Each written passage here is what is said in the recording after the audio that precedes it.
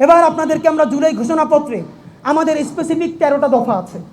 এই 13 দফা ঘোষণা পড়ে আপনাদেরকে শোনাতে চাই, বলে রাখতে চাই, এই 13টা দফা জুলাই সনদে থাকতে হবে এটা আমরা বলছি না, মানে এটাই জুলাই সনদ হবে। এই 13 দফার নিরিখে সরকারকে জুলাই সনদ প্রণয়ন করতে হবে এবং ঘোষণা করতে হবে। যদি সে ঘোষণা আগামী 25শে জুনের মধ্যে না করে, তাহলে আমরা সবার শেষে কর্মসূচি ঘোষণা করব। আমি বাংলাদেশের জুলাই জনতা এবং ছাত্র জনতার পক্ষ থেকে জুলাই সনদের বিষয়বস্তুতে ইনকিলাব মঞ্চের প্রস্তাবনা ঘোষণা করছি। 1, 1947, 1971 এবং 2024-এর ঐতিহাসিক সংগ্রাম ও এই সংগ্রামে জীবন দেয়া সকল শহীদদেরকে এই সনদে রাষ্ট্রের বীর সন্তান হিসেবে ঘোষণা করতে হবে। অনেকেই 24-এর 71-কে মুখোমুখি করতে চায়, এর চেয়ে বদমাইশি আর কিছু নাই। 47 আমাদের প্রথম আজাদি, পাকিস্তানের প্রতারণার কারণে রাষ্ট্র বানাতে পারি নাই। 71 আমাদের ঐতিহাসিক বিজয়, ভারত এবং আওয়ামী লীগের প্রতারণার কারণে রাষ্ট্র বানাতে পারি নাই। চূড়ান্ত বিজয় আমাদের 24-এ হয়েছে, আমরা এবার ইনশাল্লাহ রাষ্ট্র বানাবো। 2, যে সকল জুলাই যোদ্ধাদের স্থায়ীভাবে অঙ্গহানি ঘটেছে তাদেরকে স্থায়ী পুনর্বাসনের ব্যবস্থা করতে হবে। আমরা আবারও বলছি, স্থায়ীভাবে অঙ্গহানি যাদের হয়েছে তাদের পুনর্বাসন করতে হবে। 3, ফ্যাসিবাদী আমলে সংগঠিত 2014, 2018 এবং 2024 এই 3 ভোটারবিহীন অবৈধ নির্বাচনকে বাতিল করে তৎকালীন নির্বাচন কমিশনের সকল সদস্য ও সংশ্লিষ্ট অন্যান্য দোষীদেরকে অতি দ্রুত বিচারের মুখোমুখি করতে হবে। 4, ফ্যাসিবাদী আমলের মন্ত্রী, এমপি ও দোষী আমলাসহ সকল রাষ্ট্রীয় কর্মকর্তা কর্মচারীদেরকে বিচারের আওতায় এনে তাদের অবৈধ পন্থায় উপার্জিত সকল সম্পদ জব্দ করে তা জুলাইয়ের শহীদ ও আহতদের কল্যাণে ব্যয় করতে হবে। 5, দেশের স্বাধীনতা, সার্বভৌমত্ব, অখণ্ডতা ও মর্যাদা রক্ষার প্রশ্নে ভারতীয় আধিপত্যবাদ সহ সকল আগ্রাসনের বিরুদ্ধে বাংলাদেশ প্রশ্নে ঐক্যবদ্ধ সকল রাজনৈতিক দল ও শক্তিসমূহকে দৃঢ় অবস্থান ঘোষণা করতে হবে। 6, রাষ্ট্রযন্ত্র কর্তৃক সংগঠিত জুলাই, পিলখানা ও শাপলা গণহত্যার বিচার নিশ্চিত করে এই গণহত্যার সাথে জড়িত দেশি বিদেশি সকল অপশক্তিকে চিহ্নিত করতে হবে। 7, রাষ্ট্র কাঠামোর এমন মৌলিক সংস্কার করতে হবে যাতে আমাদের সামাজিক সাংস্কৃতিক পরিস্থিতিতে আর কোনো দিন কোনো ফর্মে পতিত ফ্যাসিবাদ আর ফিরতে না পারে এবং ভবিষ্যতেও যেন কেউ আর স্বৈরতান্ত্রিক ক্ষমতা চর্চা করতে না পারে। 8, ঐতিহাসিক 36শে জুলাই, যেটা আগামী কয়েকদিন পরে আসছে, 5ই আগস্ট তথা ঐতিহাসিক 36শে জুলাইকে আমাদের জাতীয় মুক্তি দিবস ঘোষণা করতে হবে।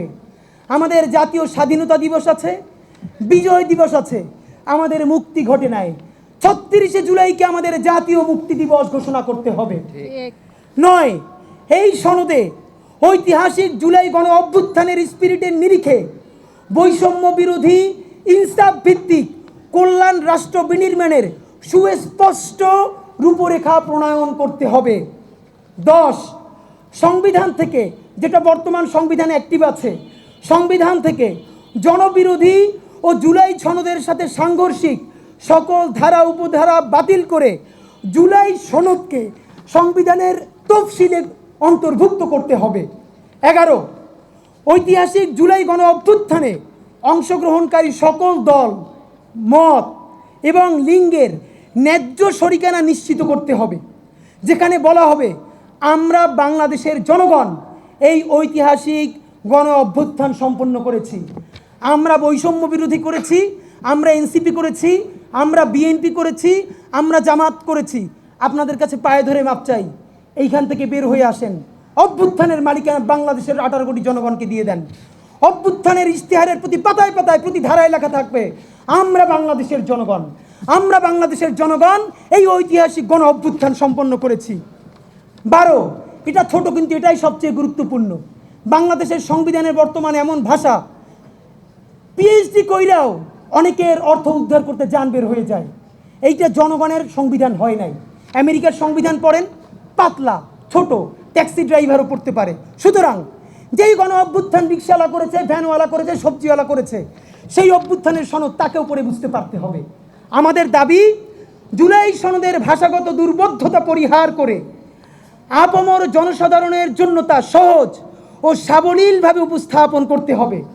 এবং সর্বশেষ 13 নম্বর দফা, জুলাই সনদ চূড়ান্ত করার পূর্বে জনগণের মতামতের জন্য তা ওয়েবসাইটে প্রকাশ করতে হবে।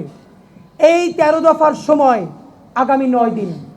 যদি আগামী 25শে জুনের মধ্যে আপনারা এই জুলাই সনদ শুধু ঘোষণা করলে হবে না, বাংলাদেশের সকল রাজনৈতিক দল এখানে স্বাক্ষর করবেন, রাষ্ট্রপতি প্রজ্ঞাপন আকারে জারি করবেন, লক্ষ লক্ষ জনতাকে ডেকে সকল রাজনৈতিক দল, আমি চাই, আমরা চাই, যেদিন এই জুলাই সনদ ঘোষণা হবে বেগম জিয়া দাঁড়ায় থাকবেন, বাংলাদেশের বেগম জিয়া, জামাতের আমির থাকবেন, শহীদদের বাবারা মায়েরা থাকবেন, শাপলা পিলখানার শহীদের সন্তানেরা থাকবেন, আমরা বাংলাদেশের মানিক মিয়া এভিনিউতে লক্ষ লক্ষ জনতা থাকব। সবার সামনে জুলাই সনদ ঘোষণা হবে। সকল রাজনৈতিক দল এই লক্ষ কোটি মানুষের সামনে স্বাক্ষর করবেন, ওয়াদা করবেন, কোনোদিন গাদ্দারি করবেন না, রাষ্ট্রপতি স্বাক্ষর করবেন এবং সংসদ অ্যাক্টিভ হওয়ার সাথে সাথে প্রথম সংশোধনীকেই জুলাই সনদকে স্বীকৃতি দিয়ে তফসিলের মধ্যে অন্তর্ভুক্ত করতে হবে। আগামী 25শে জুন সরকারের এই তারিখ শেষ হবে।